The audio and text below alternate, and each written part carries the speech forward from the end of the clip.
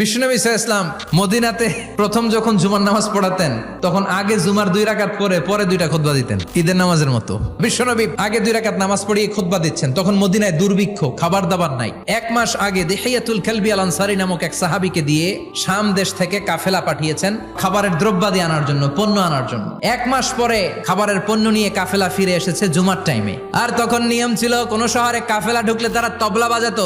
বিশ্বনবী সহ সব সাহাবারা বুঝতে পেরেছে ওই কাফেলা খাবারের পণ্য নিয়ে মদিনার মধ্যে ঢুকেছে।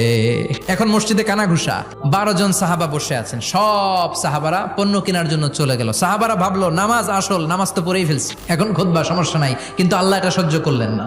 এজন্য সাহাবাদেরকে ধমক দিয়ে আমাদের চোখে আঙ্গুল দিয়ে আল্লাহ আয়াত নাজিল করলেন, ও নবী আপনি বলে দেন আমার কাছে এত বিশাল ধনভাণ্ডার আছে, সবার যত চাহিদা যত কামনা আছে সব যদি দিয়ে দেয় আমার ধনভাণ্ডারের 1 ইঞ্চিও কমবে না।